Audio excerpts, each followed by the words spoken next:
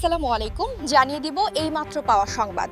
প্রথমেই বলে দিচ্ছি সংবাদ শিরোনাম, এরপর বলবো বিস্তারিত। পুরো বিশ্ব আজ তাকিয়ে আছে ঢাকার দিকে। আজ দুপুরে সরাসরি ভাষণে শেখ হাসিনা কি তবে এই মাসেই দেশে ফেরার চূড়ান্ত ঘোষণা দিলেন? কিন্তু সবথেকে বড় ধামাকা হল দিল্লির সাউথ ব্লক থেকে আসা খবর। ভারতের প্রধানমন্ত্রী নরেন্দ্র মোদী আজ থলের বিড়াল টেনে বের করে দিলেন। পর্দার আড়ালে চলা সেই গোপন দাবার চাল আর হাসিনার ফেরার নেপথ্যে থাকা আন্তর্জাতিক মাস্টার প্ল্যানের সব রোমহর্ষক সত্য জানতে ভিডিওটি 1 সেকেন্ডও না টেনে শেষ পর্যন্ত দেখুন, কারণ আজই ফাঁস হচ্ছে সব রহস্য। আরও জানাবো গণভোটের দাবিতে আবার মাঠে 11 দলীয় ঐক্য, তৃতীয় দফায় টানা কর্মসূচি ঘোষণা, বাড়তে পারে রাজনৈতিক উত্তাপ। এতক্ষণ শুনছিলেন শিরোনাম, এখন বলবো বিস্তারিত।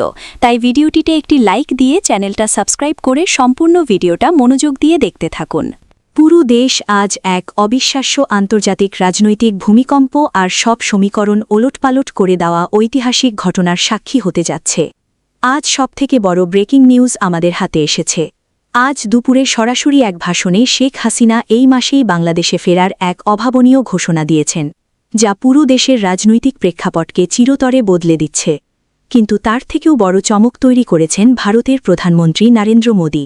দিল্লির কূটনৈতিক সূত্র থেকে প্রাপ্ত অত্যন্ত চাঞ্চল্যকর তথ্য অনুযায়ী নরেন্দ্র মোদী আজ পর্দার আড়ালের সব থলের বিড়াল টেনে বের করে দিয়েছেন।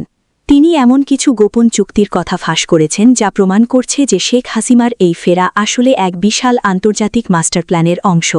হঠাৎ করে শেখ হাসিনার এই ফেরার ঘোষণা এবং মোদির এই মারমুখী অবস্থানে পুরো দক্ষিণ এশিয়ায় এক বিশাল তোলপাড় সৃষ্টি হয়েছে। এই রহস্যময় পটপরিবর্তনের নেপথ্যে আসলে কোন ভয়ঙ্কর ও রোমহর্ষক সত্য লুকিয়ে আছে, আজ তার সব গোপন তথ্য আপনাদের সামনে সরাসরি উন্মোচন করব। পরিস্থিতির ভয়াবহতা বুঝতে 1 সেকেন্ডও না টেনে পুরো ভিডিওটি শেষ পর্যন্ত দেখুন, কারণ আজকের এই প্রতিবেদন দেশের সার্বভৌমত্ব আর আন্তর্জাতিক ভূ-রাজনীতি নিয়ে সবথেকে বড় বিস্ফোরণ হতে যাচ্ছে। আন্তর্জাতিক গোয়েন্দা সংস্থা এবং দিল্লির কূটনৈতিক মহল থেকে পাওয়া শিউরে ওঠার মতো তথ্য অনুযায়ী ভারত সরকার শেখ হাসিনাকে দেশে ফেরানোর জন্য পর্দার আড়ালে এক সুগভীর নিরাপত্তা বলয় তৈরি করেছে। বিশ্বস্ত সূত্র বলছে, নরেন্দ্র মোদী আজ এমন কিছু নথিপত্র বিশ্বের সামনে এনেছেন যা প্রমাণ করে যে বাংলাদেশের বর্তমান প্রশাসনের ওপর ভারত এবং রাশিয়ার চাপ ক্রমশ বাড়ছে। এই হঠাৎ ঘটে যাওয়া ঘটনা প্রবাহ প্রমাণ করছে যে বাংলাদেশের রাজনীতি এখন আর কেবল রাজপথের আন্দোলনে সীমাবদ্ধ নেই। এটি এখন সরাসরি এক পরাশক্তির লড়াইয়ে রূপ নিয়েছে, যা সাধারণ মানুষের কল্পনাকেও ছাড়িয়ে গেছে।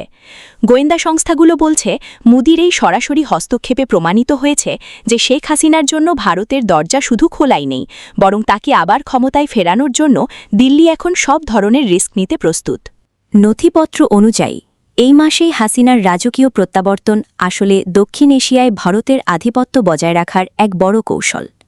আজ দুপুরে যখন হাসিনার সরাসরি ভাষণের খবর রাজপথে ছড়িয়ে পড়ে, তখন থেকেই সচিবালয় থেকে শুরু করে রাজনৈতিক দলগুলোর প্রধান কার্যালয়ে চরম আতঙ্ক আর বিশৃঙ্খলা সৃষ্টি হয়েছে।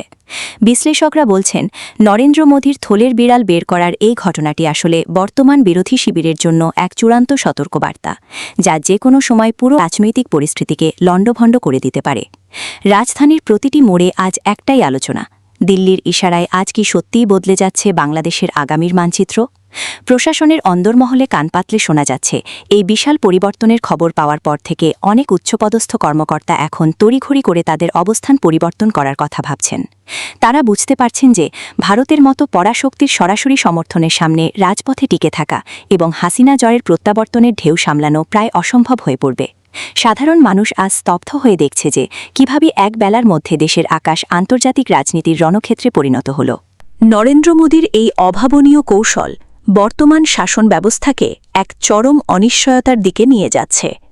প্রতিটি সেকেন্ডে পরিস্থিতির মোড় ঘুরছে এবং ঢাকার আকাশ আজ অজানা এক হাড়হিম করা আশঙ্কায় থমথম করছে।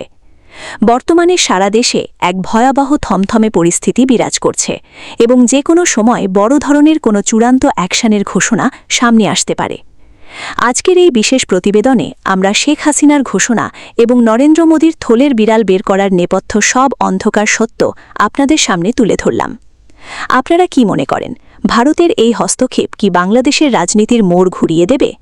আপনাদের মূল্যবান মতামত নিচের কমেন্ট বক্সে অবশ্যই লিখুন। ব্রেকিং নিউজের প্রতিটি আপডেট সবার আগে পেতে ভিডিওটি এখনই শেয়ার করুন এবং আমাদের সাথেই থাকুন। গণভোটের রায় বাস্তবায়নের দাবিতে তৃতীয় দফায় ধারাবাহিক কর্মসূচি ঘোষণা করেছে ১১ দলীয় ঐক্য, যা দেশের চলমান রাজনৈতিক পরিস্থিতিতে নতুন করে আলোচনার জন্ম দিয়েছে। জোটের নেতারা জানিয়েছেন, তারা দীর্ঘদিন ধরে জনগণের মতামতের প্রতিফলন হিসেবে গণভোটের দাবিকে সামনে এনে আন্দোলন চালিয়ে আসছেন। তবে এখন পর্যন্ত সেই দাবির বাস্তব অগ্রগতি না হওয়ায় আরও জোরালো কর্মসূচিতে যাওয়ার সিদ্ধান্ত নেওয়া হয়েছে। এক সংবাদ সম্মেলনে ১১ দলীয় ঐক্যের শীর্ষ নেতারা বলেন, গণতান্ত্রিক ব্যবস্থায় জনগণের মতামতই চূড়ান্ত, আর সেই মতামত নিশ্চিত করার অন্যতম উপায় হচ্ছে গণভোট। তাদের দাবি, গুরুত্বপূর্ণ জাতীয় ইস্যুগুলোতে জনগণের সরাসরি অংশগ্রহণ নিশ্চিত করতে গণভোটের বিকল্প নেই, কিন্তু সংশ্লিষ্ট কর্তৃপক্ষ এই দাবি উপেক্ষা করে আসছে বলেও অভিযোগ করেন তারা। ঘোষিত কর্মসূচির মধ্যে রয়েছে ধারাবাহিক সমাবেশ, মানববন্ধন, বিক্ষোভ মিছিল এবং জেলা উপজেলা পর্যায়ে জনসংযোগ কার্যক্রম। জোটের নেতারা জানান, এসব কর্মসূচির মাধ্যমে তারা সাধারণ মানুষের মধ্যে সচেতনতা বাড়াতে চান এবং গণভোটের দাবিকে মত করে তুলতে চান। একই সঙ্গে প্রয়োজনে আরও কঠোর কর্মসূচির কথাও ইঙ্গিত দেন তারা। নেতারা আরও বলেন, বর্তমান রাজনৈতিক বাস্তবতায় জনগণের মতামতকে যথাযথ গুরুত্ব দেওয়া হচ্ছে না, যার ফলে গণতান্ত্রিক চর্চা ব্যাহত হচ্ছে। তারা মনে করেন, একটি গ্রহণযোগ্য ও অংশগ্রহণমূলক রাজনৈতিক প্রক্রিয়া নিশ্চিত করতে হলে গণভোটের মতো ব্যবস্থাকে কার্যকরভাবে ব্যবহার করা প্রয়োজন। তবে সরকার পক্ষের নেতারা এই দাবিকে অপ্রাসঙ্গিক বলে মন্তব্য করেছেন। তাদের মতে, সংবিধান অনুযায়ী দেশের গুরুত্বপূর্ণ সিদ্ধান্তগুলো নেওয়ার নির্দিষ্ট প্রক্রিয়া রয়েছে এবং সেই প্রক্রিয়ার বাইরে গিয়ে কোনো দাবিকে বাস্তবায়ন করা সম্ভব নয়। তারা আরও বলেন, রাজনৈতিক উদ্দেশ্য হাসিলের জন্য এই ধরনের কর্মসূচি দেওয়া হচ্ছে, যা দেশের স্থিতিশীলতার জন্য সহায়ক নয়। রাজনৈতিক বিশ্লেষকরা বলছেন, এই ধরনের কর্মসূচি দেশের রাজনীতিতে নতুন মাত্রা যোগ করতে পারে, তবে এর বাস্তবায়ন কতটা সম্ভব হবে তা নির্ভর করবে জনসমর্থন এবং রাজনৈতিক সমঝোতার ওপর। তারা মনে করেন, সংগ্রাম ও পারস্পরিক সমঝোতার মাধ্যমে সমাধান খোঁজাই সবচেয়ে কার্যকর পথ। সর্বশেষ এই ঘোষণার পর দেশের রাজনৈতিক অঙ্গনে নতুন করে আলোচনা শুরু হয়েছে। এখন দেখার বিষয়, ১১ দলীয় ঐক্যের এই কর্মসূচি কতটা জনসমর্থন পায় এবং তা বাস্তবে কোনো পরিবর্তন আনতে পারে কিনা।